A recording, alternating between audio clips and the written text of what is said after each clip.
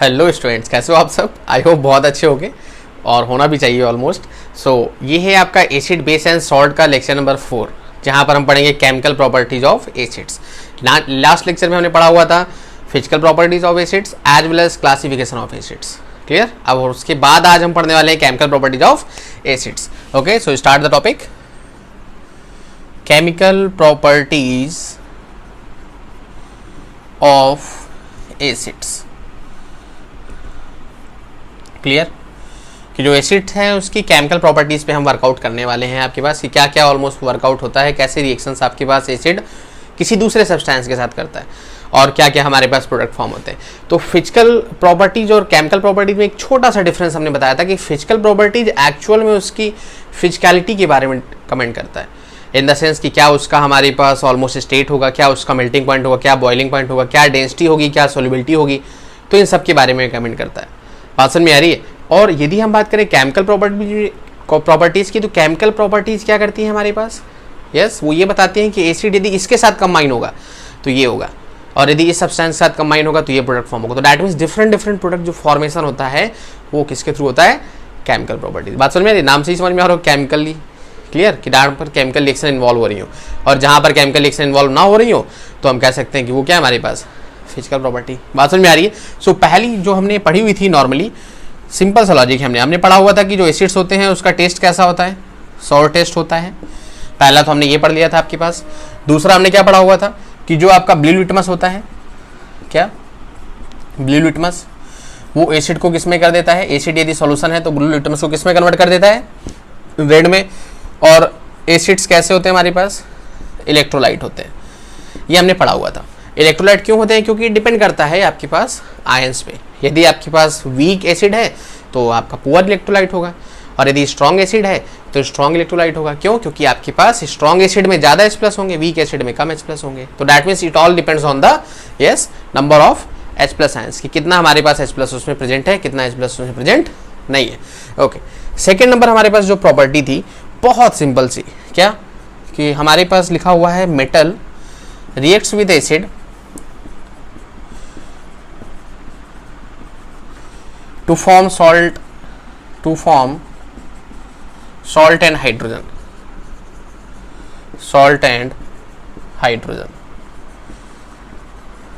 कितना सिंपल सा लग रहा है हमारे पास कि जो मेटल है वो आपके पास रिएक्ट कर रहा है किसके साथ, एसिड के साथ रिएक्ट कर रहा है, और उसके बाद फॉर्म क्या कर रहा है हमारे पास, सॉल्ट प्लस हाइड्रोजन। अब आप सोच रहे हो क्या यही स्टेटमेंट है। हम यदि आपसे क्वेश्चन पुटअप करें कि हो गया क्लियर, बुक्स में इतना ही लिखा रहता है हमारे पास कि मेटल है रिएक्ट करेगा आपके पास किसके साथ, सॉल्ट के साथ, और फॉर्म कर देगा हमारे एसिड के साथ, और फॉर्म कर देगा सॉल्ट प्लस हाइड्रोजन। क्लियर, कहने का मतलब यहाँ पर आप ऐसे लिख सकते हो, मेटल फिर रिएक्ट किसके साथ कर रहा है, एसिड के साथ, और फॉर्म क्या कर देगा हमारे पास, सॉल्ट प्लस हाइड्रोजन। कोई प्रॉब्लम यहाँ पर तो नहीं दिख रही हमको। यदि आपसे बोला जाए कि भाई इसमें कोई रिएक्शन लिख लो तो आप एग्जाम्पल की फॉर्म में लिख सकते हो। आप याद करो, आप पहला चैप्टर और फर्स्ट रिएक्शन जो हमने पढ़ी थी, याद आया कुछ? याद आया तो कमेंट बॉक्स में मेंशन कर दो कि क्या था वो। ओके, बताते हैं। इवोल्यूशन ऑफ गैस में पहली रिएक्शन पढ़ी थी हमने, जिंक की रिएक्शन, जिंक ग्रैन्यूल की रिएक्शन किसके साथ, सल्फ्यूरिक एसिड के साथ। तो क्या फॉर्म हो रहा था, ZnSO4 प्लस H2। तो वहाँ पर जिंक हो गया क्या, मेटल, H2SO4 क्या हो गया हमारे पास, एसिड, और रिएक्शन के बाद क्या फॉर्म हो गया हमारे पास, ZnSO4 सॉल्ट और प्लस हाइड्रोजन गैस आपकी इवॉल्व कर गई। ये सिंबल आपको पता है एस्केप आउट करने का, कि गैस जो निकली वो आपकी प्रोडक्ट साइड में नहीं रहेगी, वो एस्केप कर जाएगी, मतलब बाहर निकल जाएगी, भाग जाएगी। खैर, और हमने ये भी पढ़ा हुआ है कि ये जो रिएक्शन होती है ये आपकी कैसी होती है, एक्जोथर्मिक। एक्जोथर्मिक का मतलब होता है कि जब ये रिएक्शन प्रोसीड होती है तो बहुत सारी हीट भी निकलती है आपके पास, और that is the reason this one is called exothermic reaction. कोई प्रॉब्लम थी यहाँ पर? बोले सर कोई प्रॉब्लम नहीं थी, आगे दूसरी प्रॉपर्टीज पे आ जाओ। लेकिन इतना ही सब कुछ होता है तो फिर क्या कहना था, फिर क्यों हम इस स्टेटमेंट पे फोकस करते कि क्या ये सही है। अब आ जाते हैं हम थोड़ा सा कॉपर के केस में। अब आपसे बोला जाए कि भाई कॉपर की HCl के साथ रिएक्शन करा दो, क्यों, क्योंकि मेटल नहीं है क्या हमारे पास, ये हमारे पास क्या एसिड नहीं है क्या है, तो क्या यहाँ पर हमारे पास सॉल्ट प्लस हाइड्रोजन नहीं फॉर्म होना चाहिए था, क्या होना चाहिए था। लेकिन आपके पास यहाँ पर कोई रिएक्शन नहीं होगी। और रिएक्शन क्यों नहीं होगी, क्योंकि भाई जो कॉपर है हमारे पास वो हाइड्रोजन से लेस रिएक्टिव है। जो आपकी पहले चैप्टर में हमने रिएक्टिविटी सीरीज ऑफ मेटल्स पढ़ाई थी, तो वहाँ पर हाइड्रोजन के नीचे आ रहा था कॉपर, और हमने पढ़ा हुआ है हमने जब डिस्प्लेसमेंट रिएक्शन पढ़ी थी आपकी फर्स्ट चैप्टर में तो हमने पढ़ा हुआ था। अब सारा देखो फर्स्ट चैप्टर का यूज हो रहा है हमारे पास, इसलिए हमने बोला था कि जितना हम फर्स्ट चैप्टर में पढ़ा देंगे सारा यूज होगा सेकंड में, जितना सेकंड में पढ़ोगे मोस्टली सारा यूज होगा थर्ड में, क्योंकि पहले दूसरे तीसरे एक दूसरे से क्या है कनेक्टेड। बात समझ में आ रही है। सो कॉपर आपका लेस रिएक्टिव है, हाइड्रोजन ज़्यादा रिएक्टिव है। सो दैट इज रीजन कि लेस रिएक्टिव कभी भी हाई रिएक्टिव को डिस्प्लेस नहीं करता है, हाई रिएक्टिव लो को डिस्प्लेस करता है। सो दैट मीन्स यहाँ पर नो रिएक्शन होगी। तो मतलब ये कहीं ना कहीं हमारे पास सबके लिए वैलिड नहीं है, पहली चीज़। अब बात आती है कि ये फिर हमारे पास नो रिएक्शन किस किस केस में हो सकता है। तो जैसे कॉपर हो गया, Ag हो गया, Au हो गया, Pt, इनको हम नोबल मेटल्स ही बोलते हैं। कौन सी मेटल हमारे पास? Noble metal. क्लियर। अब नोबल मेटल क्यों बोलते हैं हमारे पास? क्योंकि ये बहुत ही रेयर होती है हमारे पास। रेयर इन द सेंस कि मतलब इनकी रिएक्टिविटी बहुत लेस होती है, और जब रिएक्टिविटी बहुत लेस होती है, किसी के साथ रिएक्ट नहीं करती, तो इसलिए इनको बोल देते हैं क्या? नोबल। नोबल का मतलब ये होता है क्या? अद्वितीय, मतलब अपने आप में एक अलग। बात सुनिए, जैसे बोलते हैं इनर्ट, इनर्ट गैसेज होती हैं, हीलियम हो गई, नियॉन हो गई, किसी के साथ रिएक्ट करती है? नहीं करती। ऐसे यहाँ पर भी मोस्टली लेस रिएक्टिव होती हैं, इसलिए हम इसको बोल देते हैं नोबल मेटल। तो ये जो आपके पास मेटल्स हैं जब रिएक्शन करेंगी एसिड के साथ तो भी हमारे पास सॉल्ट प्लस हाइड्रोजन नहीं मिलने वाला, ये चीज़ कंफर्म है। अब आपका माइंड यहाँ पर बोलोगे ये सर क्या कर दिया आपने, Cu प्लस H2SO4। क्लियर, देखते जाना, CuSO4 plus SO2 plus H2O, ये क्या है? वही तो हम आपसे कह रहे हैं। समझ में आ रहा है बात आपको? आप हमसे पूछ रहे हो ये क्या है, हम आपसे पूछ रहे हैं ये क्या है। खैर अब बताते हैं क्या है। कॉपर रिएक्शन कर रहा है किसके साथ? सल्फ्यूरिक एसिड के साथ, और रिएक्शन प्रोसीड कर गई। बोले अभी तो आप बता के गए थे कि हाइड्रोजन लेस रिएक्टिव होता है, ज़्यादा रिएक्टिव होता है, इसलिए कॉपर उसके साथ रिएक्शन नहीं करेगा। या तो कर गया। हम आपको ये बता रहे हैं कि हम इसको कितने तरीके से गलत प्रूव कर रहे हैं। लॉजिक समझ में आ रहा है? बुक्स में केवल इतना लिख करके आगे आपकी नेक्स्ट प्रॉपर्टी आ गई, हम आपको बता रहे हैं कि क्या उसमें हो रहा है। लॉजिक समझ में आ रहा है हमारे पास? तो हमने पहले आपको बताया हुआ है कि यदि आपको बिल्कुल डिटेल में जाना है, क्योंकि यही चीज़ें आपकी जो आप प्रैक्टिस पेपर लगाओगे लास्ट में प्रॉब्लम क्रिएट करेंगी। बात समझ में आ रही? एक एक पॉइंट हमको यदि पता होगा, एक कॉन्सेप्ट पता होगा, तो ना तो MCQ गलत होगा और ना कोई क्वेश्चन का HOTS गलत होगा। लॉजिक समझ में आ रहा है हमारे पास? तो that is reason you have to work कि ये हुआ तो क्या सबके लिए हुआ या किसी चीज़ के लिए नहीं हुआ, सारी चीज़ें पता होनी चाहिए। बात समझ में आ रही है? सो आप यहाँ पर ये देखो कि कॉपर H2SO4 के साथ रिएक्शन करके CuSO4 plus SO2 plus H2O form कर गया। बैलेंसिंग आपके ऊपर है, वो आप कर सकते हो। अब कंडीशन समझो यहाँ पर क्या है। ये कॉपर इसके साथ रिएक्शन इस वजह से कर गया क्योंकि ये हमारे पास है स्ट्रॉन्ग ऑक्सीडाइजिंग एजेंट। क्या? Strong oxidising agent. बात समझ में आ रही है? तो जब H2SO4 स्ट्रॉन्ग ऑक्सीडाइजिंग एजेंट है तो ये हमारे पास कॉपर को क्या कर देगा? ऑक्सीडाइज कर देगा। बात समझ में आ रही है? इसलिए कॉपर आपका रिएक्शन यहाँ पर शो करेगा। यहाँ पर आपके पास ये तो कोई है ही नहीं स्ट्रॉन्ग ऑक्सीडाइजिंग एजेंट, तो यहाँ पर फिर हम सिंपल सा रूल लगाएंगे। लॉजिक समझ में आ रहा है? तो अब जब ये आपके पास इसके साथ रिएक्शन कर गया तो मोस्टली ये वाली मेटल्स भी दोनों हमारे पास इसके साथ रिएक्शन कर जाएंगे। हालांकि AU और PT अभी भी नहीं करेंगे, AU और PT में अभी भी प्रॉब्लम है हमारे पास, लेकिन Ag भी आपके पास इसके साथ रिएक्शन कर जाएगी। लॉजिक समझ में आ रहा है? क्लियर है? बोलो सर हो गया? अब नहीं, अब ये और थोड़ा सा आगे आते हैं। क्लियर?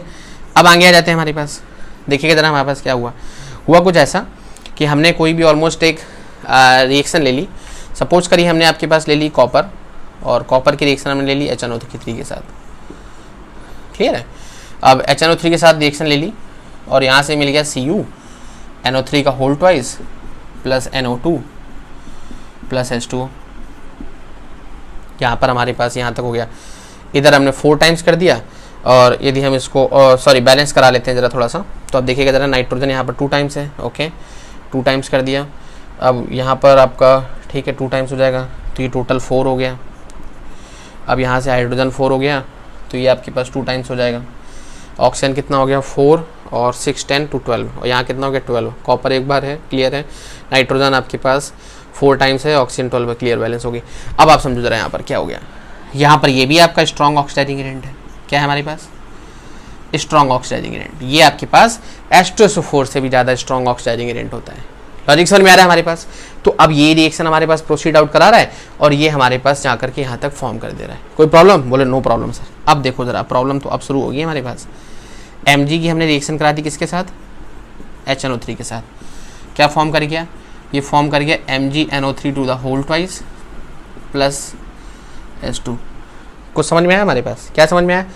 मेटल यहाँ पर भी है ना? लॉजिक समझ में आता है। मेटल यहाँ पर भी है, ये आपके पास एसिड है, रिएक्शन हो रही है तो वहाँ से सॉल्ट मिल रहा है प्लस कोई नाइट्रोजन ऑक्साइड मिल रही है, इसको बोल सकते हैं हम नाइट्रोजन डाइऑक्साइड, और वहाँ से वाटर मिल गया। मतलब हम यहाँ पर पढ़ रहे थे कि मेटल एसिड के साथ रिएक्ट करके सॉल्ट प्लस हाइड्रोजन प्रोवाइड करेगा, लेकिन यहाँ तो भाई वो चीज़ हमारे पास इनवैलिड हो गई। चलो समझ में आता है हमारे पास कि भाई स्ट्रॉन्ग ऑक्सीडाइजिंग एजेंट है, स्ट्रॉन्ग ऑक्सीडाइजिंग एजेंट हो सकता है इनकी वजह से कुछ प्रॉब्लम हो गई हो, है ना। वही स्ट्रॉन्ग ऑक्सीडाइजिंग एजेंट यहाँ पर भी यूज हो रहा है, आया कुछ समझ में। और Mg जब रिएक्शन कर रहा है तो फॉर्म कर रहा है MgNO to the whole thrice H2।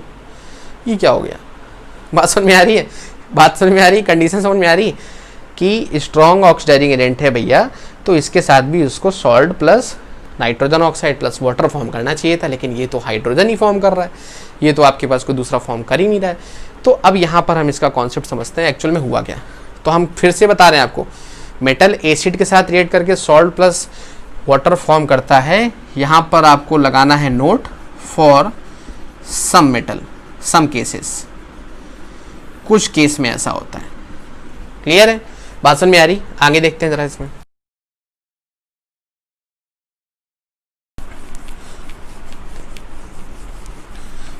Okay, दूसरा कंडीशन हमारे पास, अब ध्यान समझिएगा, हमारे पास हमने क्या लिखा आपके पास, Mg प्लस HNO3 के साथ रिएक्शन करके फॉर्म कर गया MgNO3 to the whole twice plus hydrogen.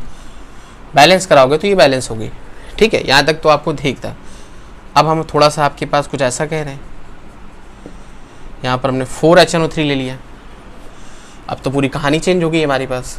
क्या हो गया, MgNO3 to the whole twice plus 2NO2 plus H2। Clear. तो अब आप देखो, है यहाँ पर भी HNO3, है यहाँ पर भी HNO3, फर्क सिर्फ इतना है कि यहाँ पर 2 टाइम्स था, यहाँ पर 4 टाइम्स था। यहाँ वाला जो HNO3 है वो डाइल्यूट है, क्या है, डाइल्यूट, और यहाँ वाला जो HNO3 है वो कैसा है, कंसंट्रेट। अब कंडीशन समझिए, डाइल्यूट का मतलब होता है जहाँ पर एसिड वीक होता है। वीक का मतलब हो गया कि एसिड की जो क्वांटिटी होती है वो कम होती है, वाटर की क्वांटिटी ज़्यादा होती है। तो हम कह सकते हैं कि एसिड की स्ट्रेंथ कम है, वीक है। मतलब यदि आपके पास बोला जाए कंसंट्रेट, तो कंसंट्रेट का मतलब एसिड की क्वांटिटी ज़्यादा है और वाटर तो जो है वो आपका लेस है, तो डैट इज यहाँ पर एसिड की स्ट्रेंथ ज़्यादा होगी। तो हुआ क्या हमारे पास, यहाँ पर देखिएगा हमारे पास आपको एक चीज़ समझ में आनी चाहिए कि मेटल जब किसी एसिड के साथ रिएक्ट करेंगे तो वहाँ से सॉल्ट प्लस हाइड्रोजन फॉर्म होगा, सही है, नो प्रॉब्लम यहाँ पर। क्लियर। वो एसिड हमारे पास क्या होना चाहिए, HCl होना चाहिए या फिर H2SO4 होना चाहिए, ये आपके पास हो जाएगा। हालांकि H2SO4 हमने बताया आपको कि कुछ केसेज में जैसे Cu हो गया, EU की केस में वो आपका क्या करता है हमारे पास, वो आपके पास समथिंग उसका सॉल्ट भी फॉर्म करता है प्लस गैस भी फॉर्म करता है प्लस वाटर भी फॉर्म करता है। मोस्ट इंपॉर्टेंट पार्ट है, आपके पास याद रखना पड़ेगा, कैसे भी करके ये लिख के रख लो, नहीं याद करोगे तो हर बार तुम बोलोगे कि सर ये कैसे हो गया, ये रिएक्शन कैसे हो गई। HOTS में क्वेश्चन आएंगे, सैम्पल पेपर में क्वेश्चन आएंगे, आप बोलोगे ये कैसे हो गया। बोर्ड क्वेश्चंस में आपके पास ही हो रहा होगा, आप बोलोगे ये कैसे हो रहा है, हमने तो पढ़ा ही नहीं। तो कोई आपसे एक्सक्यूज नहीं मांगेगा कि आपने पढ़ा या नहीं पढ़ा, एवरीवन विल जस्ट सी कि आपने लिखा क्या। So you have to just learn everything whatever I am just writing on the black board, sorry white board, black board कहाँ है, ब्लैक तो मार्कर। खैर बात समझ में आ रही है हमारे पास। तो हमने क्या बोला कि मेटल एसिड के साथ रिएक्ट करेगा, सॉल्ट प्लस हाइड्रोजन फॉर्म करेगा, राइट है। एसिड कौन कौन सा होगा, HCl और H2SO4। H2SO4 के केस में ये आपका कुछ ऐसी कंडीशन शो करते हैं। लेकिन यदि यहीं पर मेटल नाइट्रिक एसिड के साथ शो कर देगा, ये चीज़ सबसे अलग है हमारे पास, याद रखिएगा, क्योंकि ये सबसे स्ट्रॉन्ग आपके पास ऑक्सीडाइजिंग एजेंट होता है। तो यहाँ पर क्या फॉर्म करेगा, सॉल्ट प्लस वाटर, क्या फॉर्म कर देगा, salt plus water plus oxide of nitrogen, oxide of nitrogen. Clear, oxide of nitrogen. और वो ऑक्साइड कौन कौन सी हो सकती हैं, ये हो सकती है आपके पास ये, और ये हो सकती है हमारे पास कुछ ऐसी। Clear, nitrogen oxide, die nitrogen oxide, और ये हो गया हमारे पास नाइट्रोजन डाइऑक्साइड। बात में आ रही है हमारे पास। क्लियर, इसी को बोल देंगे नाइट्रस, इसी को बोल देंगे नाइट्रिक, और इसको बोल देंगे नाइट्रोजन डाइऑक्साइड, वो तो अपना फिक्स है। तो ये चीज़ आपको याद रखनी है कि जब कभी भी मेटल नाइट्रिक एसिड के साथ रिएक्शन करेगा तो हमारे पास ये फॉर्म होगा। इसमें एक्सेप्शन क्या है, एक्सेप्ट मैग्नीशियम ब्रैकेट में Mg and manganese Mn। Clear कि मैग्नीशियम और मैग्नीज के अलावा आपके पास सारे केसेज में मोस्टली वो आपका क्या फॉर्म करेगा, वाटर फॉर्म करेगा। अब आपको डाउट हो रहा होगा कि सर ये कैसे हमारे पास हमको पता चलेगा, तो वो भी हम आपका अभी क्लियर कर देंगे। अब आप देखिए जरा इस केस में क्या होगा कि जब Mg हमने रिएक्शन कराई किसके साथ, HNO3 के साथ, डायल्यूट कंडीशन में, तो आप देख रहे होंगे क्या फॉर्म कर रहा है, हाइड्रोजन। मतलब ये उसी कंडीशन को फॉलो कर रहा है कि मेटल एसिड के साथ रिएक्ट करके सॉल्ट प्लस हाइड्रोजन फॉर्म करेगा। ये चीज़ बिल्कुल माइंड में आ गई, metal plus acid equal to salt plus hydrogen. सारे केसेज में यही रहेगा हमारे पास। ये एक्सेप्शन समझ में आ गया कि Cu और Au के केसेज में आपके पास SO2 और H2O भी मिलेगा, वहाँ पर आपको सॉल्ट प्लस हाइड्रोजन नहीं मिलेगा। समझ में आ गया, बात वहाँ पर खत्म हो गई। अब बात आती है HNO3 की। HNO3 के केस में क्या बोला गया है कि जितने भी मेटल हैं, मोस्टली मेटल्स, जितने भी, यहाँ पर भी नहीं बोलना, लेकिन मोस्टली मेटल्स HNO3 के साथ रिएक्शन करने पर क्या फॉर्म करेंगे, सॉल्ट प्लस वाटर प्लस जो आपका ऑक्साइड है किसका, नाइट्रोजन का। अब ये वाटर क्यों फॉर्म करती है, इसके पीछे रीजन समझ लो। इसके पीछे ये रीजन है कि ये आपका होता है स्ट्रॉन्ग ऑक्सीडाइजिंग एजेंट। क्या होता है हमारे पास, strong oxidising agent. Hence it oxidizes, क्या ऑक्सीडाइजेज H2 कि मतलब जो आपके पास स्ट्रॉन्ग ऑक्सीडाइजिंग एजेंट होता है, इसलिए आपके पास जो हाइड्रोजन फॉर्म हो रहा होता है इसको ये ऑक्सीडाइज कर देता है और किस में कन्वर्ट कर देता है, वाटर में। लॉजिक समझ में आ गया हमारे पास, बात समझ में आ रही कि मेटल एसिड के साथ रिएक्ट करके सॉल्ट प्लस हाइड्रोजन फॉर्म करेगी, लेकिन नाइट्रिक एसिड के साथ जब कंबाइन होगी तो क्योंकि आपके पास वो स्ट्रॉन्ग ऑक्सीडाइजिंग एजेंट होता है तो वो हाइड्रोजन को ऑक्सीडाइज कर देगा और कन्वर्ट कर देगा वाटर में। तो इसलिए आपके पास metal salt plus water plus हमारे पास नाइट्रोजन का कोई ऑक्साइड है। बात समझ में आ रही है हमारे पास, क्लियर है, इतनी बात हमारे पास समझ में आ गई। लेकिन Mg और Mn के केस में क्या होगा, ये पुराने पैटर्न को ही फॉलो करेगा और सॉल्ट प्लस हाइड्रोजन ही फॉर्म करेगा। बात समझ में आ रही है, क्लियर है। चाहे जितना आपके पास डाइल्यूट कर दो एसिड, चाहे जितना आप एसिड डाइल्यूट कर दो, लेकिन फिर भी आपके पास वो फॉर्म यही करेगा, क्या, salt plus water, sorry hydrogen. अब आप बोलो कि ऐसा ये क्यों करता है, तो अब देखिए जरा यहाँ पर क्या हो जाएगा, नोट या एक्सप्लेनेशन लिख लो। देखिए ये टॉपिक आपके पास काफ़ी इंपॉर्टेंट है, इतना इजी नहीं था जितना आपने समझ रखा था इसको। जिन्होंने पहले पढ़ा होगा बोले सर हमको तो आइडिया नहीं था कि ऐसा भी होता है। एक्सप्लेनेशन क्या होगा, initially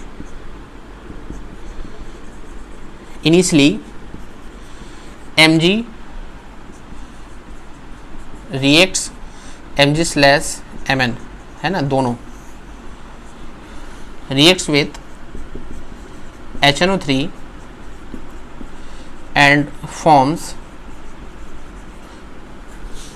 water, but as Mg Mn are strong reducing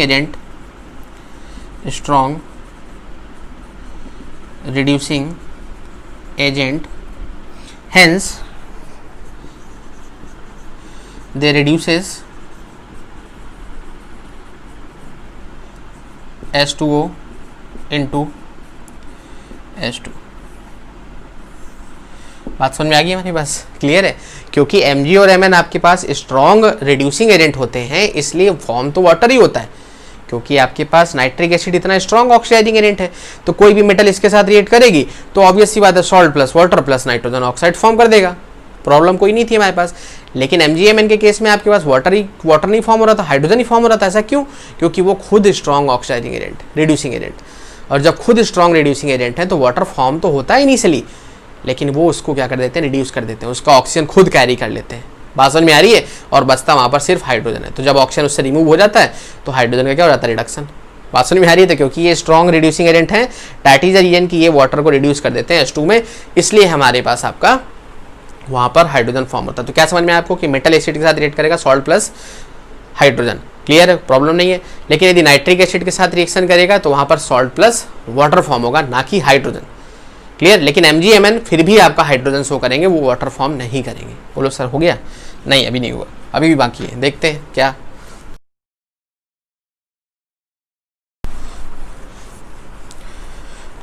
okay, क्या बाकी है वो ये है कि जब हमने ऑलमोस्ट सपोज करिए Mn ले लेते हैं, आप बोलो सर Mg से बहुत करा रहे हो, Mn ले लेते हैं, हमने ले लिया 8 टाइम्स ले लिया HNO3, तो क्या हो गया हमारे पास Mn NO3 to the whole twice plus NO plus H2। अब यदि इसको आप बैलेंस कराते हो तो यहाँ से 8 टाइम्स हो गया नाइट्रोजन, क्लियर है। अब यहाँ पर हमारे पास इसको हम 3 टाइम्स करा दें, ये हमारा 2 टाइम्स हो जाए तो 8 टाइम्स हो गया हमारे पास, क्लियर। अब जब ये हो गया तो ये भी आपके पास हो गया, ये रिएक्शन हमारे पास बैलेंस हो गया आई थिंक।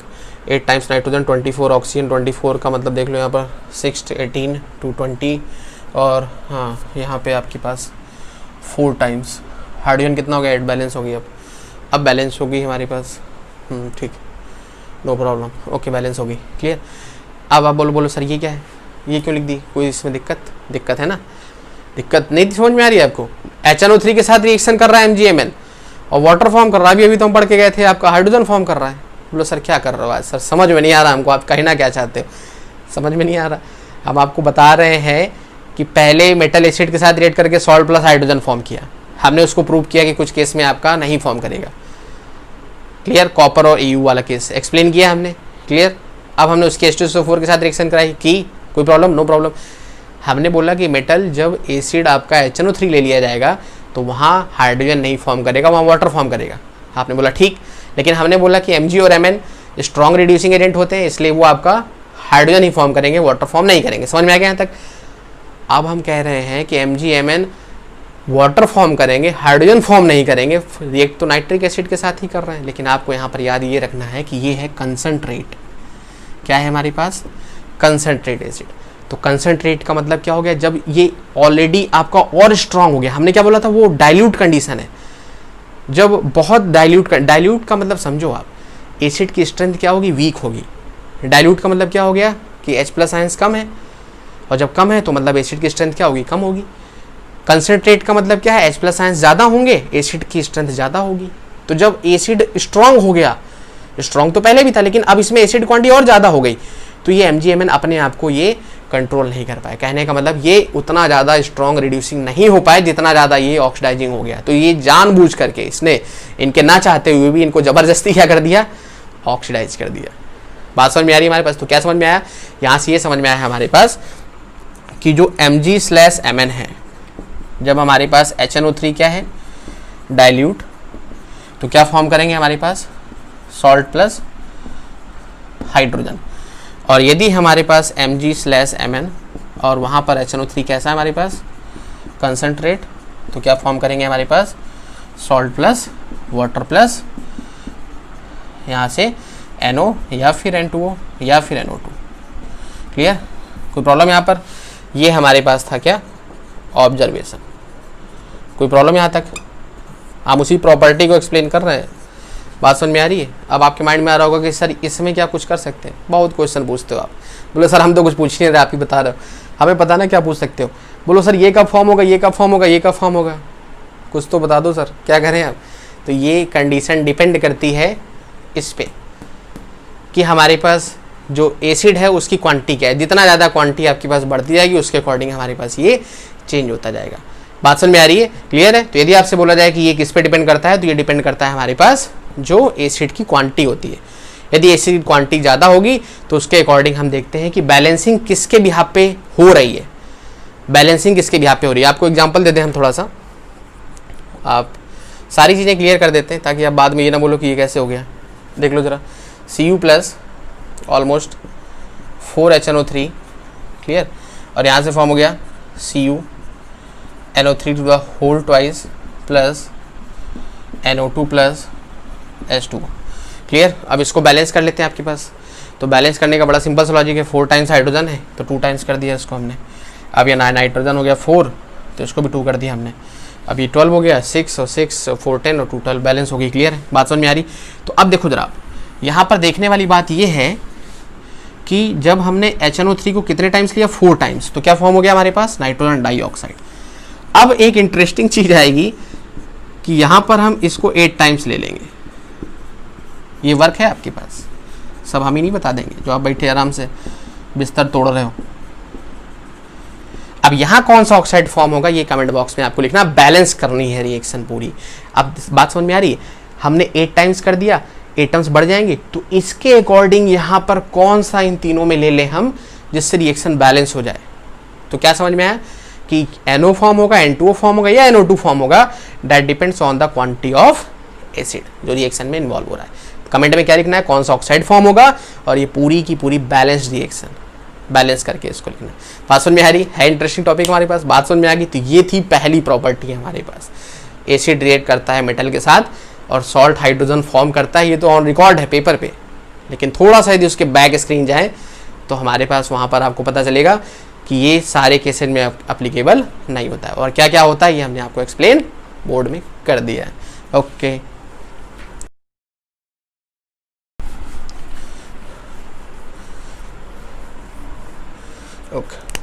अब सिचुएशन हमारे पास समझिएगा जरा, बड़ा सिंपल सा लॉजिक है कि जैसे हम आपसे पास इसमें क्या बोला गया, टेस्ट ऑफ हाइड्रोजन। अब ध्यान समझिएगा कि हाइड्रोजन गैस निकलती है, सीधा सा लॉजिक है। अब मेटल रिएक्शन करेगी सॉल्ट के साथ तो हाइड्रोजन गैस निकलेगी, ये तो आपको बता ही जा रहा है। कैसे आइडेंटिफाई करेंगे, हमको ऐसे पता चलेगा कि हाइड्रोजन गैस निकल रही है, तो हम इसको लिए एक्टिविटी भी बता दें। यदि किसी टेस्ट ट्यूब में आपने ऑलमोस्ट लिया है HCl, सॉरी H2SO4, या कोई भी ले लो आपके पास, जिंक ले लेते हैं, बहुत सिंपल सा। H2SO4 पहले लिया आपने, उसमें जिंक के ग्रेन्यूल्स डाले, तो हमने क्या पढ़ा, ZnSO4 + H2, मतलब उससे गैस निकलेगी कौन सी, H2। अब क्योंकि वो कलरलेस होती है तो आपको पता नहीं चलेगा कि ये गैस कौन सी है हमारे पास, हाइड्रोजन है, कार्बन डाइऑक्साइड है, कोई भी हो सकती है। तो कैसे टेस्ट करोगे हमारे पास, तो टेस्ट करने का बड़ा सिंपल सा लॉजिक है, keep the burning match stick on the mouth of test tube, on the mouth of test tube, it will show some explosion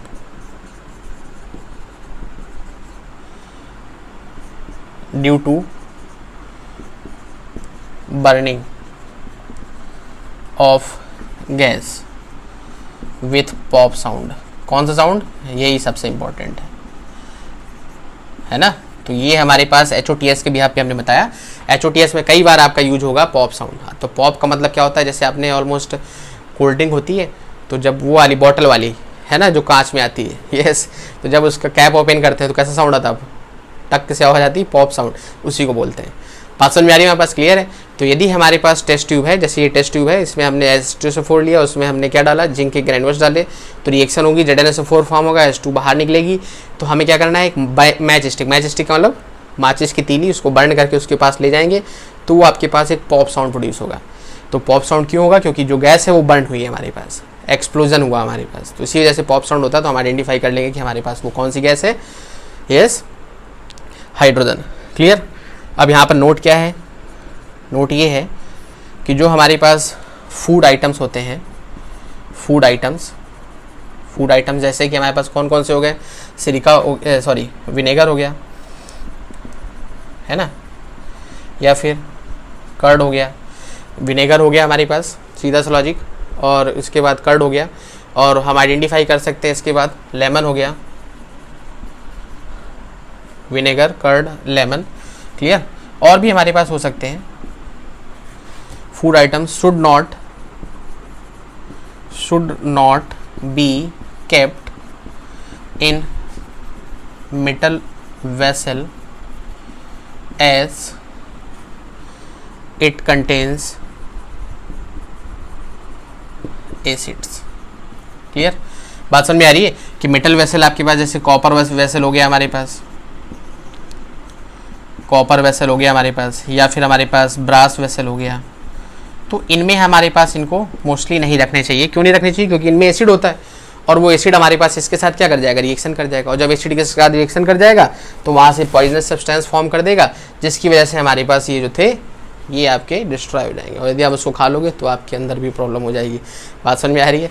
सो ये था हमारे पास उसका प्रिकॉशन, और यहाँ से पहली प्रॉपर्टी आपके पास फिनिश हो गई। ओके, सेकेंड नंबर प्रॉपर्टी भी आते हैं हमारे पास। सेकेंड नंबर प्रॉपर्टी है मेटल ऑक्साइड। पहली हमारे पास होगी मेटल ऑक्साइड और एसिड के साथ सबसे ज़्यादा इंपॉर्टेंट वही थी आपके पास, बाकी सारी तो सिंपल है। मेटल ऑक्साइड जब एसिड के साथ रिएक्शन करेगा तो क्या फॉर्म करेगा, metal salt plus hydrogen, sorry water. कोई प्रॉब्लम यहाँ तक कि मेटल ऑक्साइड जब भी कभी भी आपका एसिड के साथ रिएक्शन करेगा तो वहाँ से आपकी ये रिएक्शन फॉर्म हो जाएगी। एग्जाम्पल यदि इसके करना चाहो आप, तो जैसे मेटल ऑक्साइड हमने लिया MgO है ना, एसिड के साथ रिएक्शन कर रही है, सपोज करिए हमने एसिड ले लिया आपके पास HCl, तो क्या फॉर्म हो जाएगा MgCl2 प्लस H2। कोई प्रॉब्लम, बैलेंस करा लोगे तो 2 हो जाएगा। और थोड़ा सा एक और ले लो तो हमारे पास क्या हो जाएगा, आपके पास कैल्शियम ले लो आप, HCl, same condition CaCl2 plus H2। कोई प्रॉब्लम, बोले नो प्रॉब्लम सर, इसको भी बैलेंस करा लिया हमने, है ना। अब हम यदि कोई भी चीज़ लिखते हैं उसका लॉजिक होता है बहुत क्लियर। अब आप बोलो नहीं यही तो रिएक्शन क्यों ली, हो सकता है कुछ लॉजिक हो इसका। बात सुन, मेरी लॉजिक है इसका, हो सकता नहीं, क्या लॉजिक है इसका देख लो जरा। हमारे पास हमने पढ़ा हुआ है कि जो वाटर होता है हमारे पास, अब मोस्टली आपके पास वाटर प्योर फॉर्म में तो होता नहीं, तो जब वाटर हमारे पास नॉर्मली कंडीशन में होता है तो उसमें आपके कैल्शियम और मैग्नीशियम आयंस होते हैं। मोस्टली हम बोल देते हैं कि इसको हम हार्ड वाटर बोलते हैं। तो क्या होता है हमारे पास, जब पानी की सप्लाई होती है, वाटर की सप्लाई होती है, आपने देखा होगा शायद आपके भी एरिया में बड़ी बड़ी पानी की टंकी रखी होंगी गवर्नमेंट की तरफ से, तो उससे पानी आता होगा आपके पास, उसको बोलते हैं सप्लाई वाटर। तो वो जो सप्लाई वाटर आता है जिन पाइप्स के थ्रू आता है, तो क्योंकि कंटिन्यूसली आपके पास उसी के थ्रू आ रहा होता है, तो होता क्या है हमारे पास, ये जो आपके पास उसमें कैल्शियम मैग्नीशियम आयंस होते हैं, तो इसकी वजह से हमारे पास जो मेटल्स होती हैं उस पर एक लेयर फॉर्म हो जाती है। क्या हो जाती है हमारे पास, अंदर अंदर लेयर फॉर्म हो जाती है ना। लॉजिक समझ में यार, कभी आपने ऑब्जर्व करी हो या ना करी हो, वो लेयर फॉर्म हो जाती है। तो होता क्या है हमारे पास, जिसकी वजह से वाटर में थोड़ा बहुत आपके पास इम्प्योरिटी और ज़्यादा आने लगती है, उसको क्या बोलते हैं हम, स्केल। मतलब जो फॉर्मेशन ऑफ लेयर होता है, formation of layer inside water pipes is called scale. क्या स्केल बोलते हैं उसको हम, है ना। तो इस स्केल को हटाने के लिए, मतलब ये जो लेयर फॉर्म हो गई है हमारे पास, उसको हटाने के लिए हम आपके पास यूज करते हैं किसका, HCl का। HCl क्या होता है हमारे पास, descaling reagent, agent. Clear, बात समझ में आ रही है, क्या होता है हमारे पास, डी स्केलिंग रिएजेंट। यहां से कह सकते हैं हमारे पास कि क्या करता है, removes layer of calcium oxide और मैग्नीशियम ऑक्साइड, है ना, कि जो उसके अंदर वाटर आ रहा होता है तो वाटर में वो ऑक्सीजन रहता ही रहता है और प्लस आयंस भी होते हैं कैल्शियम मैग्नीशियम के, तो उसके साथ क्या फॉर्म हो जाता है, CaO और MgO। तो ये जो CaO और MgO होता है, तो यही हमारे पास जाकर के उसमें लेयर फॉर्म कर देता है। उसको हटाने के लिए हम HCl डालते हैं। HCl से क्या होता है हमारे पास, ये ऊपर रिएक्शंस लिखी हुई है, समझ में आया, मतलब कि एग्जाम्पल्स का भी मतलब है हमारे पास क्या, कि जब ये रिएक्शन लिखी हुई है आप देख सकते हो इसमें, कि जब ये रिएक्शन होगी तो वहाँ से ये फॉर्म हो जाता है रिस्पेक्टिव सॉल्ट और प्लस वाटर, तो आसानी से फिर आपका वो वाटर के साथ ही पूरा वॉश होकर के बाहर आ जाता है, मतलब लेयर वहाँ से हट जाती है, तो मतलब पाइप आपके क्लीन हो जाते हैं। तो इसलिए याद रखिएगा हमारे पास HCl क्या है, D scaling agent. D scaling agent का मतलब जो आपके पास रिमूव करता है हमारे पास जो भी उसमें इम्प्यूरिटीज होती है, लेयर हो जाती है। क्लियर है, बात समझ में आ रही। अब इसी से प्रूव करना हो, हमारे पास 2 क्वेश्चन जनरेट होते हैं क्या, इस एबव रिएक्शन से। कि क्या पहला क्या है, prove MgO is basic oxide, और दूसरा it is neutralisation reaction. Neutralisation reaction मतलब 2 आपके पास यहाँ से डाउट क्लियर हो गए जनरेट हो गए, कि पहला आपके पास कि MgO क्या है हमारे पास, बेसिक ऑक्साइड है, ये प्रूव करो, और दूसरा हमारे पास ये न्यूट्रलाइजेशन रिएक्शन है। तो MgO बेसिक ऑक्साइड इस वजह से है क्योंकि हमने पढ़ा हुआ है क्या, कि जब कभी भी आपके पास एसिड के साथ बेस कंबाइन होता है, आगे पढ़ेंगे हम, तो क्या फॉर्म होता है, सॉल्ट प्लस वाटर। क्या फॉर्म होता है, सॉल्ट प्लस वाटर। तो यहाँ से क्या फॉर्म हो रहा है, सॉल्ट, ये क्या है, वाटर। तो मतलब ये तो एसिड है, तो कहने का फैक्ट है कि ये क्या होगा, बेस। तभी तो आपका बेस एसिड के साथ कंबाइन करके सॉल्ट प्लस वाटर फॉर्म कर रहा है, तो ये एसिड है तो ये क्या हो जाएगा, बेस। तो मतलब प्रूव हो गया हमारे पास कि ये क्या है, बेसिक ऑक्साइड। बोर्ड में कई बार क्वेश्चन पूछेगा इसलिए आपको बता रहे हैं। दूसरा क्या बोला कि न्यूट्रलाइजेशन रिएक्शन। न्यूट्रलाइजेशन रिएक्शन आगे पढ़ेंगे अभी हम, वो क्या होती है हमारे पास, वो ये होती है कि यहाँ पर होता कुछ ऐसा है कि जैसे हम इसको अलग करेंगे तो यहाँ से हमको ऑक्सीजन मिलेगा और यहाँ से क्या मिलेगा, हाइड्रोजन। तो इसका H+ और इसका O2- जब कंबाइन होकर के वाटर फॉर्म करते हैं तो वाटर क्योंकि न्यूट्रल कंपाउंड होता है, कैसा कंपाउंड होता है, न्यूट्रल, तो इसीलिए हम इसको कहते हैं क्या, न्यूट्रलाइजेशन रिएक्शन, है ना, कि जो उनके आपके पास आयंस हैं वो एक दूसरे का चार्ज कैंसिल आउट करके एक न्यूट्रल मॉलिक्यूल फॉर्म करते हैं। That is again this one is called neutralisation reaction. ठीक है, तो बात समझ में आ गई कि मेटल ऑक्साइड जब कभी भी रिएक्शन करेंगे किसके साथ, एसिड के साथ, तो क्या फॉर्म करेंगे, सॉल्ट प्लस वाटर, है ना। स्केलिंग ग्रेडियंट भी समझ में आ गया। थर्ड नंबर प्रॉपर्टी पे आते हैं।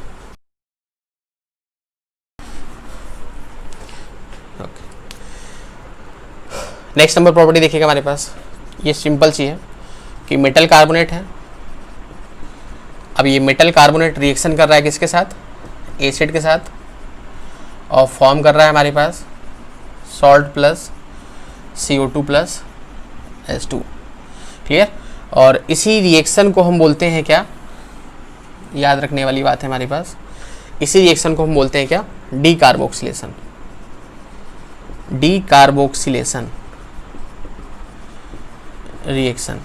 क्यों, क्योंकि यहाँ से क्या हो रहा है हमारे पास, रिमूवल हो रहा है किसका, ऑफ CO2। चैप्टर नंबर 4 में आप पढ़ेंगे कि कार्बोक्सिल ग्रुप क्या होता है, COO, है ना, H होता है तो H आपका हटा दिया गया तो COO, मतलब यहाँ से जब कभी भी आपके पास किसी भी रिएक्शन में CO2 रिमूव होगा तो मतलब डी कार्बोक्सिलेशन, वाटर रिमूव होगा तो डिहाइड्रेशन, बोल रहे नहीं, पानी की कमी हो गई मतलब डिहाइड्रेशन हो गया। तो सिंपल सा लॉजिक, इसको डी कार्बोक्सिलेशन क्यों बोलते हैं, क्योंकि इस रिएक्शन में आपका CO2 रिमूव होता है। क्लियर। रिएक्शन इसकी लिख लो हमारे पास, CaCO3 प्लस H2SO4, क्या फॉर्म हो जाएगा हमारे पास, CaSO4 plus H2 plus CO2। Balancing आपके ऊपर आप कर सकते हो, उसको कोई प्रॉब्लम नहीं है। अब इसमें समझना हमारे पास ये है, बड़ा सिंपल सा लॉजिक, कि कैल्शियम कार्बोनेट रिएक्शन कर गया सल्फ्यूरिक एसिड के साथ, फॉर्म कर गया CaSO4 plus H2O plus CO2। अब इसमें बोला गया कि मेटल कार्बोनेट जब कभी भी रिएक्शन करेंगे एसिड के साथ, फॉर्म करेंगे salt plus CO2 plus H2। हमें यदि बोला जाए कैसे पता चलेगा कि आपके पास वो CO2 है,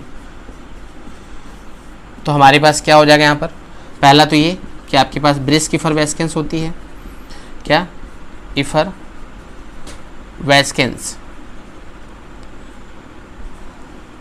क्लियर, VSCNC, वेस्केंस, हाँ ठीक है, ब्रिस्क इफरवेस्केंस मतलब बुलबुलाहट छूटती है, मतलब बुलबुले छूटते हैं हमारे पास, है ना, बुदबुदाहट बोलते हैं उसको हम।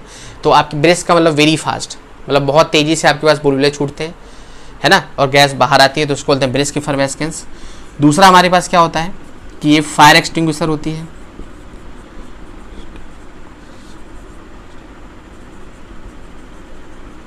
क्या होती है हमारे पास, फायर एक्सटिंग्विशर गैस होती है। फायर एक्सटिंग्विशर गैस, हाँ, फायर एक्सटिंग्विशर गैस का मतलब ये हो गया हमारे पास कि जब कभी भी आपके पास कहीं फायर होगी तो ये उसके ऊपर एक प्रोटेक्टिंग कवर फॉर्म कर देती है, और प्रोटेक्टिंग कवर जब फॉर्म कर देती है तो जो बाहर की ऑक्सीजन होती है वो आपका कांटेक्ट में नहीं आ पाती है। जब ऑक्सीजन की सप्लाई को रोक देती है तो धीरे धीरे हमारे पास वो आपका सप्लाई जो भी ऑलमोस्ट होता है आग बुझ जाती है। क्लियर। तो इसको बोलते हैं क्या, फायर एक्सटिंग्विशर। तीसरा हमारे पास क्या है कि ये तो समझ में आ गया आपके पास कि brisk effervescence if passed through lime water it shows milky colour. Clear. यदि आपके पास लाइम वाटर के थ्रू कंबाइन कराई जाती है तो आपके पास वो कलर कैसा शो कर देती है, मिल्की कलर। और मिल्की कलर किसकी वजह से होता है, CaCO3 की वजह से। और लाइम वाटर हमारे पास क्या होता है, CaOH to the whole twice, ये होता है हमारे पास लाइम वाटर। तो इस वजह से हमारे पास उसका कलर कैसा हो जाता है, मिल्की हो जाता है। तो ये टेस्ट है हमारे पास कि ब्रिस्क इफरवेस्केंस, तेज बुलबुले के साथ हमारे पास वो गैस बाहर आएगी। दूसरा फायर एक्सटिंग्विशर भी होती है। कहने का मतलब कि यदि कोई बर्निंग मैच स्टिक यदि आप टेस्ट ट्यूब के सामने लाओ ऊपर, जैसे हम वहाँ पर लाए थे तो आपके पास एक एक्सप्लोसिव हुआ था, पॉप साउंड हुआ था। यहाँ पर पॉप साउंड नहीं होगा, यहाँ क्या होगा कि जब उस बर्निंग मैच स्टिक को आप टेस्ट ट्यूब के ऊपर लाओगे तो ये गैस जब निकलेगी तो उसको बुझा देगी। बात समझ में आ गई हमारे पास। दैट इज इसको क्या बोला गया, फायर एक्सटिंग्विशर, है ना, कि वो उसको बुझा देगी। अब यहाँ पर शायद देखिएगा VSCN ऐसी होता है सर, वेस्केंस, डाउट है बे, चेक कर सकते हो आप, वेस्केंस CNSE। ओके, बात समझ में आ रही है मेरे पास कि मतलब इसको ये बुझा देगा। और यहाँ पर क्या है कि यदि लाइम वाटर में उसको पास आउट कराएंगे तो पास आउट कराने पर हमारे पास उसका कलर कैसा हो जाएगा, मिल्की, क्योंकि CaCO3 फॉर्म हो जाएगा। ये रिएक्शन अभी हम पढ़ेंगे। तो आगे देख लेते हैं हमारे पास। तो कुछ ऐसा हो गया हमारे पास कि CaCO3 है, जब आपके पास रिएक्शन हुई तो ऑलमोस्ट आपका ये कंडीशन हो गई। तो जितने भी मेटल कार्बोनेट्स हैं, मेटल कार्बोनेट्स का मतलब समझ में आना चाहिए कि कार्बोनेट आयन होगा उसमें। कार्बोनेट आयन क्या होता है हमारे पास? CO3 2-। तो कोई भी मेटल इसके साथ कंबाइन होगी, कैल्शियम पे +2 होता है, इससे -2 होता है, तो CaCO3 फॉर्म हो गया। एसिड ले लिया H2SO4, कंबाइन होकर के कुछ ऐसा फॉर्म हो गया। कोई प्रॉब्लम? No problem. अब इसी में से एक क्वेश्चन आता है हमारे पास। क्या क्वेश्चन आता है हमारे पास? देखिएगा जरा इसको। क्वेश्चन कुछ ऐसा है,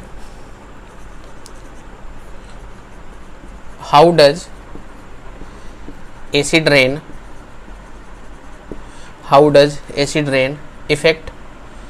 affect historical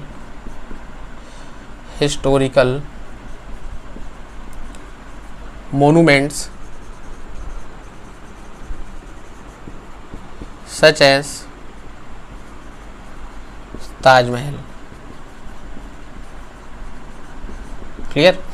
ये काफ़ी इंपॉर्टेंट क्वेश्चन है हमारे पास। आप अब ये क्वेश्चन समझिए जरा हमारे पास क्या है। आप देख रहे होंगे कि जो हमारे पास हिस्टोरिकल मोनूमेंट्स हैं, कहने का मतलब कि एग्जांपल ले लें उसका ताजमहल का। अब ये तो फैक्ट है हमारे पास कि वो किससे बना हुआ है?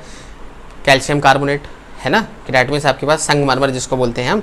तो वाइट स्टोन्स हैं। धीरे धीरे क्या हो रहा है आप देख रहे होगे, ईयर बाय ईयर उसका कलर कैसा होता जा रहा है? हल्का हल्का जो वाइट है, प्योर वाइट, उससे येलोइश वाइट होता जा रहा है।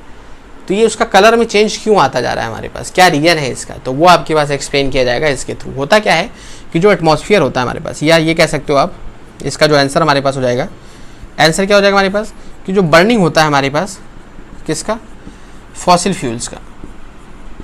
कि जो फॉसिल फ्यूल्स होते हैं हमारे पास, जब उनकी हम बर्निंग कराते हैं तो वहाँ से कौन सी गैसेस निकलती हैं? SO2 हो गई, SO3 हो गई, या फिर हमारे पास NO2 हो गई। तो ये सारी गैसेस निकलती हैं। अब ये होता क्या है कि ये जब एसिड रेन होती है तो एसिड रेन से उनको वाटर मिल जाता है। तो वाटर के साथ जब SO2 कंबाइन होगी तो फॉर्म कर देगी क्या? H2SO3, sulphurous acid. यही सल्फ्यूरस एसिड जब फर्दर ऑक्सीजन के साथ कंबाइन कर जाएगा तो फॉर्म कर देगा क्या? H2SO4। बैलेंस आप करा सकते हो।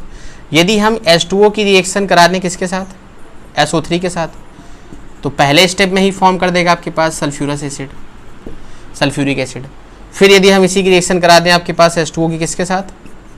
नाइट्रिक एसिड के साथ, तो ये फॉर्म कर देता है हमारे नाइट्रोजन डाइऑक्साइड के साथ, तो ये फॉर्म कर देता है ये कुछ ऐसा। तो अब होता क्या है आप देखो ज़रा ध्यान से। हो ये रहा है कि ये जो आपका एसिड रेन से उसको वाटर मिला, तो वो वाटर इन्हीं पॉइजनस गैसेस के साथ कंबाइन करके क्या फॉर्म कर देता है? एसिड फॉर्म कर देता है। और वही एसिड, ये देखिए आप, हमने बोला ना हर एक चीज़ का मतलब है, हम कोई चीज़ बिना ऐसे बिना मतलब के नहीं लिख रहे। वही एसिड, ये जो आपका ताजमहल बना हुआ है किससे? कैल्शियम कार्बोनेट मतलब संगमरमर से, इसके साथ रिएक्ट करता है और ये कंडीशन हो जाती है। और ये जो हमारे पास होता है CaSO4, ये होता है येलोइश वाइट। कैसा होता है हमारे पास? Yellowish white. और ये कैसा होता है हमारे पास? ये होता है वाइट कलर का। तो आप कंडीशन समझ में आ गई? यदि आपसे कोई पूछे तो आप आंसर दे सकते हो उसका। बोलो सर बहुत डेप्थ है। सर डेप्थ नहीं है, यही तो कॉन्सेप्ट है, इसी पे तो वर्कआउट करना है आपको। तो क्या कंडीशन हो गई हमारे पास कि जो फॉसिल फ्यूल्स की बर्निंग होती है उससे पॉइजनस गैसेज मिलती हैं, वही पॉइजनस गैसेज वाटर के साथ कंबाइन होती है, एसिड फॉर्म करती हैं, और वो एसिड जो आपका कैल्शियम कार्बोनेट है डेट इज लाइमस्टोन, उसके साथ रिएक्शन करके उसका कलर डल करती जा रही है। बात समझ में आ रही है हमारे पास? क्लियर है? और डेट इज रीजन हमारे पास उसका जो कलर है वो डल होता जा रहा है। ओके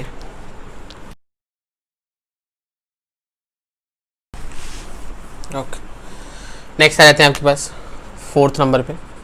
तो बड़ा सिंपल सा लॉजिक है। अभी हमने बाई कार्बोनेट पढ़ा था, अब हम आ जाते हैं मेटल प्लस बाई कार्बोनेट। अच्छा, इसी बाई कार्बोनेट को ही हम बोलते हैं क्या? Hydrogen carbonate. Hydrogen carbonate.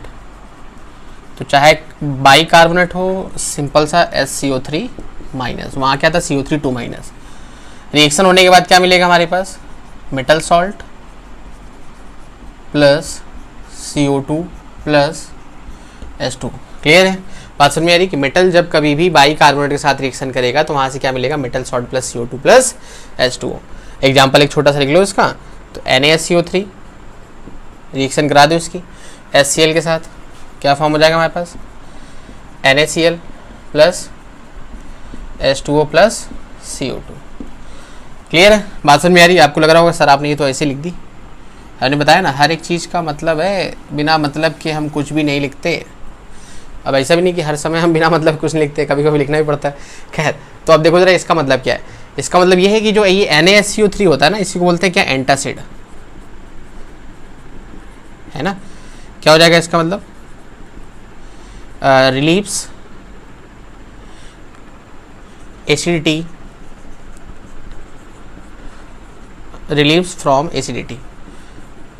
अच्छा, रिलीव्स से याद आ गया हमको, इफरवेस्केंस, सी लास्ट में सी होता है आपके पास, याद रखिएगा इफरवेस्केंस में। क्लियर है ना, CnC।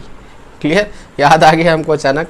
खैर, तो ये चीज़ समझ में आ गई कि एंटासिड क्या हो गया, रिलीज फ्रॉम एसिडिटी। तो होता क्या है हमारे पास, इसकी टैबलेट्स होती है। तो होता क्या है, जैसे हमने पढ़ा हुआ है कि जो आपका फूड होता है तो उसका डाइजेशन किसकी वजह से होता है, जो आपके पास बॉडी में स्टमक में HCl प्रेजेंट होता है, HCl आपके पास उसको डाइजेस्ट करता है। तो होता क्या है, जब HCl ज़्यादा हो जाता है तो आपको कच्ची डकारें आने लगती हैं, एसिडिटी हो जाए, उसको बोलते हैं एसिडिटी हो गई, इनो खा लो, इनो पी लो, है ना, यही तो होता है हमारे पास। तो इनो के साथ साथ या फिर हम इसकी टैबलेट्स भी ले सकते हैं। यदि इनो लेना हो तो भी हमारे पास वो बेसिक इन नेचर होता है। यहाँ पर भी आपके पास सेम कंडीशन, किसकी टैबलेट्स आती हैं। जब इसकी टैबलेट्स आप लोगे तो देखो उसी HCl के साथ रिएक्शन कर रही है और क्या फॉर्म कर रही है, सॉल्ट, वाटर और प्लस CO2। तो CO2 तो आपने जो ऑलमोस्ट एक्सहेल करी उसके साथ चली गई, और NaCl और H2O ये आपका यूरिन के साथ बाहर एस्केप आउट कर जाता है। बात समझ में आ रही है हमारे पास। तो इसी वजह से आपका एसिडिटी से रिलीफ हो जाता है। कोई प्रॉब्लम हमारे पास, बात समझ में आ गई। तो मेटल बाइकार्बोनेट्स हो चाहे कार्बोनेट्स हो, जब कभी भी रिएक्शन करेंगे तो salt, CO2 plus H2O form होना ही होना है। अब इसमें एक छोटा सा क्वेश्चन हमारे पास आ जाता है। क्वेश्चन देखिएगा जरा, यस क्वेश्चन है,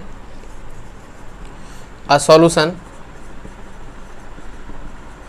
with crushed egg cells, crushed egg cells to give a solution with crushed egg cells to give a gas that turns lime water milky will be. Clear, और option दिए गए हमारे पास NaCl, दूसरा B number हमारे पास KCl, C number आपके पास HCl और D नंबर आपके पास MgOH to the whole twice. Clear, कोई प्रॉब्लम हमारे पास, नो प्रॉब्लम। अब देख लो जरा, आप क्या लिखा हुआ, solution with crossed egg cells. तो याद रखिएगा एग सेल्स में हमारे पास, एग सेल समझते हैं, केवल जो ऊपर वाला वाइट वाला पोर्शन होता है तो वो आपके पास किसका होता है, कैल्शियम कार्बोनेट का। ये चीज़ आपको याद रखनी है ना। तो क्रस्ड एग सेल्स का छोटे छोटे पीसेज उसके टू गिव, मतलब उसको हम इसके साथ कंबाइन कराते हैं जो सॉल्यूशन है हमारे पास, तो वहाँ से गैस मिलती है। अब वो गैस क्या करती है, लाइम वाटर को मिल्की कर देती है। तो हमने पढ़ा हुआ, ये तो पता चल गया कि भाई वो गैस कौन सी है, CO2। आंसर क्या होगा, जल्दी से कमेंट बॉक्स में लिख दो हमारे पास, यस ओके। अब हम आंसर बता रहे हैं। तो यदि CO2 गैस मिल रही है और ये CaCO3 है, मतलब कार्बोनेट है, कार्बोनेट एसिड के साथ रिएक्शन करके, बात समझ में आ रही है, क्या फॉर्म करता है, salt plus water plus CO2। तो इसका मतलब इन चारों में से कौन सा एसिड है, C नंबर। तो आंसर क्या हो जाएगा हमारे पास, HCl। क्लियर है, बात समझ में आ रही, ओके। नेक्स्ट प्रॉपर्टी पे आते हैं। नेक्स्ट प्रॉपर्टी हमारे पास 5th नंबर, एसिड किसके साथ कंबाइन हो रहा है, बेस के साथ, और फॉर्म क्या कर रहा है, सॉल्ट प्लस वाटर। बहुत सिंपल सा, हमारे पास पहले चैप्टर में ही हमने पढ़ा हुआ था कि एसिड जब कभी भी बेस के साथ कंबाइन होगा तो सॉल्ट प्लस वाटर फॉर्म करेगा। इसी को न्यूट्रलाइजेशन रिएक्शन बोलते हैं। आज हम पढ़ेंगे क्यों बोलते हैं इसको। तो रिएक्शन करा दी हमने, MgOH to the whole twice, या यहाँ पर आप ले लो एसिड ले लिया आपने, सपोज करिए HCl ले लिया हमारे पास, क्लियर, और MgOH to the whole twice, और यहाँ से क्या फॉर्म हो जाएगा, MgCl2 प्लस H2O। अब बात आ जाती है कि इस रिएक्शन को, ये जो हमारे पास है, इसको न्यूट्रलाइजेशन रिएक्शन क्यों बोलते हैं। कौन सी रिएक्शन, न्यूट्रलाइजेशन रिएक्शन क्यों बोलते हैं हमारे पास। न्यूट्रलाइजेशन का मतलब ये तो समझ में आ गया, न्यूट्रल, बोलो सर आपने अभी बताया था H2O, तो बस वही लॉजिक, क्या कि जब हम इसको स्प्लिट करेंगे तो क्या मिलेगा, H प्लस Cl माइनस, और इसको स्प्लिट करोगे तो क्या मिलेगा, Mg2+ और 2OH-। तो होता क्या है कि जब ये H+ और इसका OH- ये आपस में कंबाइन हो जाते हैं तो रिएक्शन बैलेंस कराओगे तो यहाँ पर 2H2O आएगा, फैक्ट है। आप देख लो जरा, OH2 है, 2 ऑक्सीजन होने चाहिए, बैलेंस कराओगे, यहाँ से आपके पास 2 क्लोरीन होनी चाहिए, ये बैलेंस होगी हमारे पास। तो अब आप देखो जरा, यहाँ से 2H+ हो गए, है ना, 2H+ और 2Cl-, यहाँ से क्या हो गया, Mg2+ 2OH-। तो 2H+ 2OH- के साथ कंबाइन करके क्या फॉर्म कर रहे हैं, वाटर। और इसीलिए इसको बोलते हैं न्यूट्रलाइजेशन रिएक्शन, कि मतलब एसिड का H+ और बेस का OH- कंबाइन होकर के न्यूट्रल कंपाउंड फॉर्म करते हैं, water. That is reason this one is called neutralisation reaction. और याद रखिएगा ये रिएक्शन कैसी होती है, हाईली एक्सोथर्मिक, मतलब बहुत ज़्यादा हीट निकलती है। बात समझ में आ रही है हमारे पास, क्लियर है। तो this reaction is highly exothermic, clear. So यहाँ से हमारे पास ये प्रॉपर्टीज आपके पास खत्म हो गई। अब आप बोलो सर क्या रिएक्शन ऐसे ही लिख दी थी, कुछ मतलब नहीं था, आपने बताया ना, मतलब होता है मोस्ट ऑफ द केसेस, लेकिन कुछ केस में नहीं होता, यहाँ पर भी कुछ नहीं था। ओके बोलो सर कोई बात नहीं है भैया, मतलब क्या मतलब है, देखो जरा, MgOH इसी को बोलते हैं क्या, मिल्क ऑफ मैग्नीशिया। और ये भी हमारे पास वन टाइप क्या है, एंटासिड, कि जब कभी स्टमक में आपके पास HCl क्वांटिटी बढ़ जाती है तो हम यहाँ से मिल्क ऑफ मैग्नीशिया का सोल्यूशन लेते हैं, जिससे कि हमारे पास वो same condition salt plus water की फॉर्म में आपका हमको रिलीफ प्रोवाइड करा देता है। बात समझ में आ रही है हमारे पास, कि यूरिन के थ्रू ये पूरा आपका स्केप आउट कर जाता है। क्लियर हो गया, बोले सर मजाक कर देते हो आप, खैर लॉजिक समझ में। Milk of magnesia that is magnesium hydroxide. तो यहाँ तक हमने सारी प्रॉपर्टीज़ की पढ़ ली, यहाँ से पूरा फिनिश हो गया। अब हम पढ़ते हैं आपके पास यूजेज किसके, कुछ एसिड्स हैं हमारे पास, कुछ ऑर्गेनिक और कुछ इनऑर्गेनिक। ऑर्गेनिक में हमने आपको पढ़ाया था कि जो हमें आपके नेचर से मिल रहा है, इनऑर्गेनिक का मतलब जो हमने बनाए हैं, जैसे HCl, HNO3, H2SO4, clear. Organic में सिट्रिक एसिड, लैक्टिक एसिड। तो देखिए जरा उसके यूज के लिए हमने ऑलमोस्ट टेबल प्रिपेयर करी है। यूज के लिए आप देख रहे होंगे सामने बोर्ड में आपके पास सारे आ जाएंगे ऑलमोस्ट एसिड्स। पहला एसिड देखिएगा हमारे पास फर्स्ट नंबर पे क्या लिखा हुआ है, बड़ा सिंपल सा। तो अब इसमें जो यूज हमारे पास लिखा हुआ है उसको आप देख पा रहे होंगे, H2SO4 में लिखा हुआ है मैन्युफैक्चरिंग डिटर्जेंट्स, फर्टिलाइजर्स। तो फर्टिलाइजर्स तो आपको पता होना चाहिए। फर्टिलाइजर्स का मतलब होता है कि जो सॉइल होता है, सॉइल की जो फर्टिलिटी होती है उसको बढ़ाने के लिए जो यूज किया जाता है हमारे पास, उसको क्या बोलते हैं, फर्टिलाइजर्स। आगे हमारे पास थर्ड नंबर उसी में लिखा हुआ है डाइज। डाइज मतलब आप जानते हो कलर। और बैटरी में आप समझते हो कि जैसे जो आपका घर में इन्वर्टर लगा होता है, इन्वर्टर में जो बैटरी यूज होती है तो उसमें जो इलेक्ट्रोलाइट होता है, इसको आप तेजाब बोलते हो, वो तेजाब नहीं होता है, एक्चुअल में क्या होता है, H2SO4, जिसकी वजह से हमारे पास वो कंटिन्यूसली चार्ज होता है। तो इसलिए आपका बोला गया कि उसमें आपका यूज किया जाता है। नेक्स्ट आपके पास बोला गया है कार्बोनिक एसिड। पढ़ा हुआ है ऑलरेडी हमने कि एसिड्स में आपके पास जो होता है ऑलमोस्ट कोल्ड ड्रिंक, उसमें वीक एसिड होता है, कौन सा, carbonic acid, H2CO3। Next number आप देख रहे होंगे बड़ा सिंपल सा HCl। HCl का यूज आप देख रहे होंगे कि क्लिनसिंग मेटेलिक सरफेस। अभी हम पढ़ के गए कि ये डी स्केलिंग एजेंट है। देखो हर चीज़ का मतलब है, कुछ भी चीज़ फ्री में नहीं मिलने वाली, ये चीज़ आप लिख के रख लो, माइंड लगाना पड़ेगा, खर्च करना पड़ेगा आपके पास। इसलिए कभी ये मत सोचो कि ये ज़्यादा हो गया वो ज़्यादा हो गया, जितना आ मिल रहा है उसको पकड़ लो। बात समझ, पकड़ का मतलब ग्रैब कर लो, अपॉर्चुनिटी है ना। यदि आज छोड़ दी कल प्रॉब्लम करेगी। आज लॉकडाउन है, बहुत टाइम है, तो हमारे पास बहुत अच्छे से पढ़ डालो, एक एक टॉपिक रट डालो। यदि तुम इस पे फोकस करोगे NCERT में इतना है, NCERT में इतना है, तो बोर्ड NCERT नहीं देखता आपके पास। वो सीधा सा लॉजिक आपसे बोला भी है कि 40% NCERT का होगा, 60% आपके पास उससे रिलेटेड होगा। अभी 60% क्या होगा ये आपको देखना है, ये आपको हाथ पैर मारने। लॉजिक समझ में आ रहा है हमारे पास, नहीं आपको आइडिया है तो आप चेक कर लो नोटिफिकेशन CBSE का। क्लियर है, बात समझ में आ रही। सो इसलिए आपको ये सारी चीज़ें डिटेल में पढ़ाई जाती हैं ताकि आपको प्रॉपर समझ में आए। नेक्स्ट आप देख लेते हैं, नेक्स्ट नंबर हमारे पास तो लिखा होगा आपके पास applying paint also to remove depositing glass wares, है ना। ऑल्सो बॉयलर्स, मतलब जो उसमें लेयर फॉर्म हो जाती है उसको आपका हटाने के लिए यूज करते हैं हम इसका HCl का। नेक्स्ट लिखा हुआ बोरिक एसिड, टैल्कम पाउडर। अब ये टैल्कम पाउडर तो जानते होगे, जो सुबह सुबह लगा घूमते हो महकते हुए, बात समझ में आ रही, उसी को बोलते हैं क्या, टैल्कम पाउडर। नेक्स्ट हमारे पास क्या लिखा हुआ है, सिंपल सा डस्टिंग पाउडर और आई वॉश। डस्टिंग पाउडर का मतलब होता है जैसे कैरम बोर्ड खेलते हो तो कैरम बोर्ड में जो पाउडर डाला जाता है उसको बोलते हैं डस्टिंग पाउडर, जो थोड़ा सा आपके पास और सॉफ्ट होता है, बिल्कुल चिकना होता है हमारे पास। बात समझ में आ रही है, तो उसको बोलते हैं क्या, लेकिन उतना चिकना नहीं होता जितना आपके पास बॉडी में जो लगाते हो, है ना। खैर नेक्स्ट आ जाते हैं आपके पास नाइट्रिक एसिड में etching of glass, explosive, oxidiser and rocket fuels. तो इचिंग ऑफ ग्लास क्या होता है, जैसे ग्लास में कोई डिज़ाइन बनाई जाती है तो ये ग्लास में जो डिज़ाइन होती है हमारे पास वो किसकी वजह से होती है आपके पास, HNO3 की वजह से। ऑक्सीडाइजर तो आप जानते हो कि ऑक्सीडाइजिंग एजेंट है, रॉकेट फ्यूल में भी इसका यूज किया जाता है हमारे पास, एक्सप्लोसिव में भी यूज किया जाता है। तो ये थे सारे हमारे पास क्या, मिनरल एसिड्स। अब आप टेबल देख रहे होंगे हमारे पास, अब टेबल आ रही है हमारे पास किसकी, ऑर्गेनिक एसिड्स की। पहला हमारे पास लिखा हुआ एस्टिक एसिड, सीधा सा लॉजिक, फूड प्रिजर्वेटिव हमने पढ़ाया था आपको, नेचुरल रबर और जो चाइनीज़ फूड आइटम्स होते हैं, एज वेल एज जो स्किन हमारे पास होती है उसको भी आपका ये क्या करता है, ऑलमोस्ट प्रिजर्व करता है। स्किन मेडिसिन देख रहे होगे आप। नेक्स्ट है टार्टरिक एसिड, सीधा सा लॉजिक है, जैसे केक बनाते हो आप, तो केक में क्या होता है कि वो फ्लफ़ी हो जाता है। तो फ्लफ़ी क्यों हो जाता है, क्योंकि उसमें बेकिंग सोडा होता है, उस बेकिंग सोडा में ही ये आपका कंबाइन होता है। अब ये आगे हम पढ़ेंगे कि what is the difference between baking soda and baking powder, बहुत बड़ा डिफरेंस है। खैर बात समझ में आ रही है। नेक्स्ट हमारे पास है बेंजोइक एसिड, सीधा सा logic, perfume, food preservation, skin almost ornaments, मतलब जो आपके पास उसमें कहीं डिसलोकेशन हो जाता है थोड़ा सा स्किन में, या कहीं की ऑलमोस्ट आपकी लेयर चेंज करनी होती है, तो उसके लिए हम यूज कर सकते हैं इसका। नेक्स्ट हमारे पास लिखा हुआ है सीधा सा logic, lactic acid, almost curd में, बटर में और ये आपका मिल्क में रहता ही रहता है। सिट्रिक एसिड, सीधा सा logic, stain remover, food preservation and coagulation of milk. Coagulation का मतलब होता है कि जैसे सपोज करो हम उससे बटर निकालते हैं, है ना, ये तो निकालते हैं बटर, तो घी, तो उसी को बोलते हैं क्या, कोगुलेशन। नेक्स्ट हमारे पास लिखा हुआ है आपके पास ऑक्जेलिक एसिड, ऑक्जेलिक एसिड में stain remover as well as ink stain remover की, ये दोनों आपके पास ऑलमोस्ट स्टेन रिमूवर थे।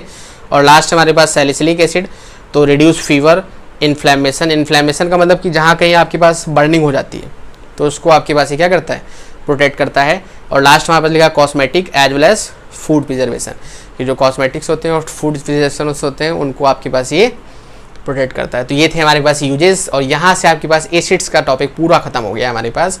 अब हम स्टार्ट करेंगे नेक्स्ट लेक्चर में बेस। आई होप ये प्रॉपर्टीज बहुत अच्छे समझ में आई होंगी, वर्कआउट करिएगा इस पर। हमारे पास जो क्वेश्चंस हमने पूछे थे कमेंट में जरूर मेंशन करिएगा। Till then enjoy, be motivated and stay focused.